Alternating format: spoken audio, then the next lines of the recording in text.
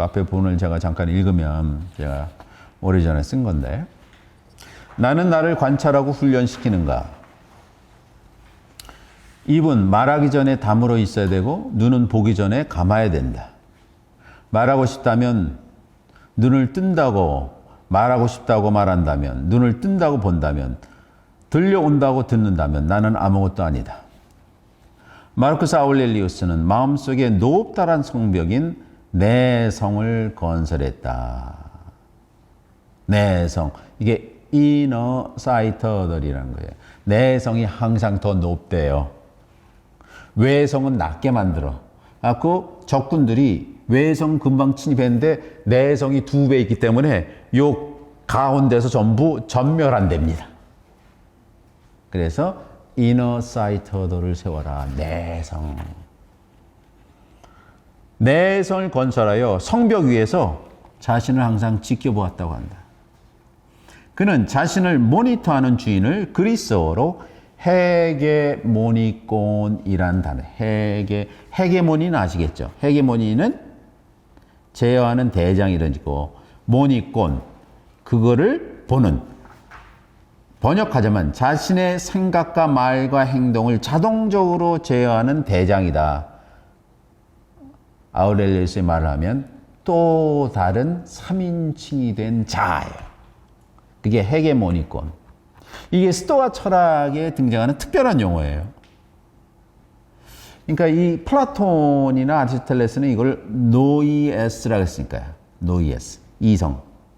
그거를 인간의 마음으로 쭉 들어가서 누구나 자신의 마음에서 찾을 수 있는 자신의 주인으로 헤게모니콘. 그래서 자기는 아우렐리스는 헤게모니콘에만 복종하겠다 그래. 사람들이 자신의 거침없는 말과 행동을 용기라고 착각하고 그런 집단주의를 민주주의 발판으로 호도하는 거예요. 인간은 누구나 이기적이고 편협하고 어머니 자식에 대한 사랑 죄하고는 인간의 언행을 누군가에 의해서 항상 점검받아야 된다. 자신의 언행이 자신이 최선인지 스스로 점검해야 됩니다. 한없이 정제된 언행만이 용기이며 집단의 숙고를 통해 만들어진 결정을 수용하고 준수하는 과정이 민주주의입니다. 자신의 주장이 편협한 편견한 사실을 모르고 말을 쏟아내는 현자들이 미디어를 통해 국민의 정서를 점점 각박하게 만듭니다. 침묵은 자신의 언행이 더 나아질 수 있다는 희망에 대한 감사 표시고 언행의 소중함을 일깨워주는 준비입니다. 단테가 상상한 지옥은 자신의 마음가대로 말하고 행동하는 사람들이 사회에서 형벌을 받는 장소예요. 그 제목이 무절제. 단테의 지옥은 위는 넓고 아래는 좁은 원뿔형이에요. 단테는 베울리스와 함께 첫 번째 굴레로 내려가 고대 철학자의 문인들과 건조하는 엘리시움을 보았어요. 단테는 인류 문명과 문화의 문법을 제시한 위대한 사상가들을 중세 그리스도의 교리대로 불타는 지옥에 보낼 수가 없었어요. 그게 이제 이 사람의 용기였죠. 그 이유는 비상식적이기 때문이다. 그렇죠? 이 상식, 언제나 깊은 생각을 통해서 자신의 상식이 남한테도 상식인가를 알아야죠. 아까 제가 여러분들과 토마스 페인이 1776년에 쓴 커먼 센스라는 책이, 그죠?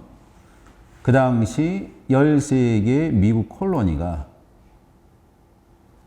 미국을 독립국가로, 이 사람 프랑스 혁명 이런 데 영향을 받아서 혁명으로 해서 미국이 독립해야겠다는 그 상식이란 이름으로 47페이지라는 얇은 책을 썼어요. 그것이 미국 독립의 가장 중요한 책이 됐어요.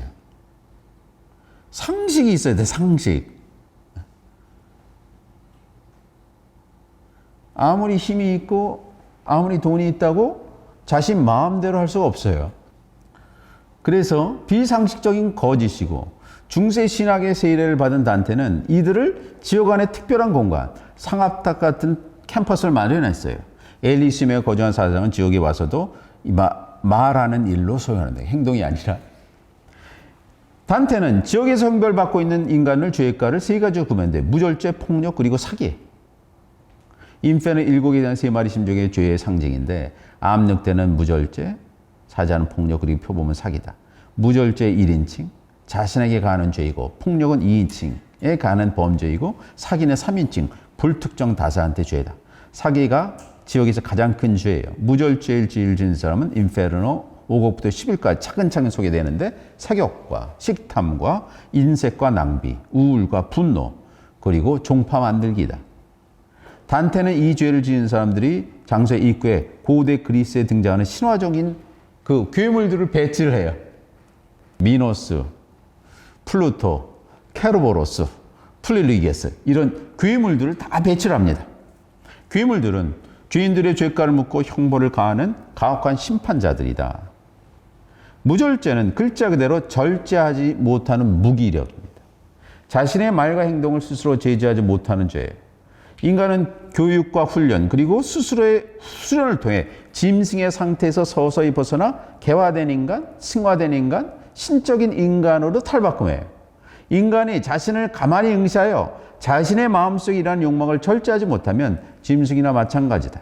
단테는 무절제의 개념을 소크라테스의 니코마스 윤리학에 제시한 악의 개념에서 출발을 해요. 선은 중용이고 악은 모자람 혹은 과함이라는 거예요. 아리스토텔레스는 인간 품격의 원칙, 중용을 지키는 못하는 상태를 중용이 부족한 상태, 과도한 상태를 무절제라 그랬어요. 단테는 아리스토텔레스가 사용하는 무절제의 개념 인페르노 11곡 82가 83에 이탈리아로 인콘티넨자라는 용어로 설명합니다. 원래 생물학자이며 의학자인 아리스토텔레스는 인콘티넨 원래 생물학자의 용어로 한마디로 요실금입니다. 인간의 가장 생리적인 상태인 오줌을 참을 수 없는 상태. 무절제는 요실입니다. 짐승 같은 욕망이 한 인간의 주인이 된다는 거예요. 무절제 때문에. 그는 욕망의 노예가 되어 성적인 방종, 과도한 음식 섭취, 쇼핑 중독, 과다한 분풀이, 자신에 대한 과다의 망상이라는 병에 걸려요. 이 인페르노 5가 지옥의 실질적인 시작이에요. 이것을 지키는 경계적인 동물이 있는데 미노스예요. 미노스. 그걸 괴물이라 그러죠. 이쪽도 아니고 저쪽도 아니고. 그래서 미노스는 인간의 모습을 한 것 같기도 하고 괴물의 모습을 항상 중간적인 주제. 하이브리드예요. 그래서 하이브리드. 여러분 사자의 서에 등장하는 그 괴물 있죠. 암무스. 암무스가 세 개의 하이브리드예요. 히포포타무스, 하마하고 몸은 사자고 독수리 날개를 갖고 있어. 그러니까 하늘과 땅과 바다의 모든 거의 복합체. 왜? 경계적인 존재. 이것도 아니고 저것도 아니니까. 그게 몬스터예요. 몬스터.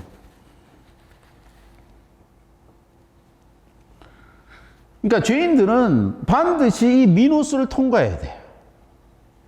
미노스는 호메로스 베르게스 작품에서 제우스의 아들로 법 제장자예요. 그러니까 아버지가 하늘신인 제우스고 어머니가 오이로파예요. 오이로파. 오이로파가 유럽이란 뜻이고요. 오이로파가 저녁이란 뜻도 되고 오이로파가 아랍이라는 말과 같은 어원입니다. 그래서 오이로파는 중동에서 보기에 서쪽이거든요. 그래서 서쪽이란 뜻이에요. 그래서 아라바가 해가 지는 쪽이란 뜻이에요. 그래서 아랍이에요. 메소포타미아 보기에. 아랍이라는 용어가 기원전 11세기 아시리아 문헌에 처음 등장하거든요. 그러니까 메소포타미아 보기에 서쪽이잖아요. 그래서 아라바라 그랬다. 그래서 아랍이야, 아랍.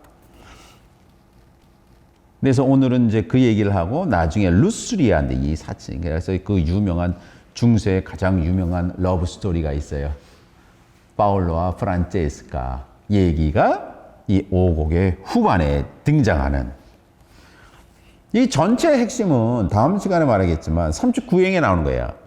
케라 라지온 소메토노 알 탈렌토 이성을 욕심에 굴복시킨 자들이 라지오. 근데 이성이 있는데 이성이 욕심으로 굴복된 자들. 이탈리안 탈렌토는 욕심 위에 능력, 쾌락, 개성이라는 의미도 있는데 탈렌토의 인도 유럽어 어근이 있어요. 이게 이란 말인데, 견디다. 여러분, 고속도로 가면 항상 뭘 지나죠? 톨게이트 지나죠. 같은 어원이에요. 톨이 뭘 지불해야 되니까 견뎌야 되는 거예요. 뭘 내야 돼. 탈렌토. 단테는 탈렌토란 단어를 인간의 욕심, 성욕이라는 의미를 사용했는데 그 구절은 추상적인 선언이지만 이곳에서는 윤리적인 의미로 탈바꿈시켜요. 인간이 스스로 응시하는 절제를 할 수 있는 것을 라지온, 이성이라고 생각했어요. 그걸 포기했다는 거야. 그 길에서 벗어났어. 결코 쉬지 못하는데 그 쉬지 못하는 게 출렁이는 물과 같고 바람과 같다. 바람에 나는 겨와 같다는 거예요. 성적인 욕망과 행위는 절대로 만족할 수 없어요. 색욕은 시간이 지나면서 중독이 돼요. 그 사람의 이성을 마비시키고 그 사람의 마음속에 불씨마저 남아있는 성욕 때문에 한순간도 쉴 수가 없어요. 여기 이제 등장하는 것이 바람이다.